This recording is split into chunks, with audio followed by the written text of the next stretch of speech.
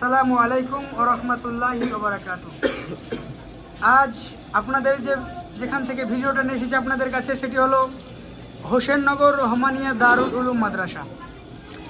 এখানকার সমস্ত ছাত্র দেখতে পাচ্ছেন আপনারা, এবং আরও ছাত্র রুমে রয়েছে, সবাই এখানে উপস্থিত নেই।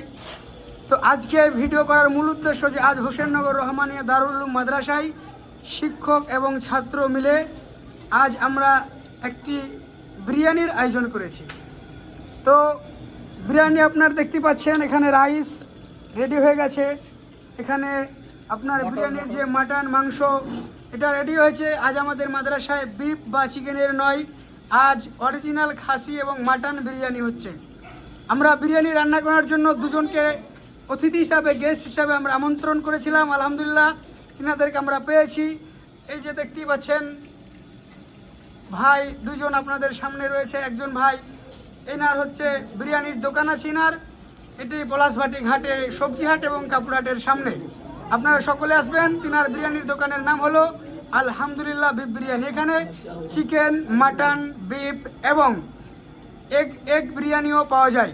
আপনারা আসবেন, ভাইয়ের দোকানের বিরিয়ানির স্বাদ। চলুন আমরা ভাইয়ের কাছ থেকে জেনে নিই এই বিরিয়ানিতে ভাই কি ধরনের মশলা ব্যবহার করেছে এবং ভাই কিভাবে এই বিরিয়ানি আমাদের সামনে পরিবেশন করবেন। ভাই আপনি বলুন, আপনি বিরিয়ানি কি এই যে এত সুন্দর একটি কালার, এত সুন্দর ফ্লেভার, সুগন্ধ আপনার রান্না থেকে ছড়াচ্ছে, এতে কি মশলা আপনি আপনাদের সামনে তো দিলেন, দেখতে তো পেলেন আপনারা।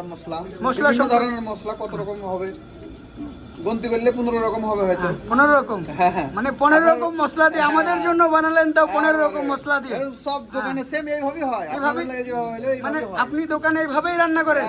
আচ্ছা, তো আপনার দোকানের কোন সিক্রেট মশলা কি আমাদের জন্য নিয়ে এসে ব্যবহার করলেন? সিক্রেট মিক্রেট যা ছিল সব মানে আপনারা দিয়ে দিয়েছি। আপনি সবকিছুই দিয়েছেন।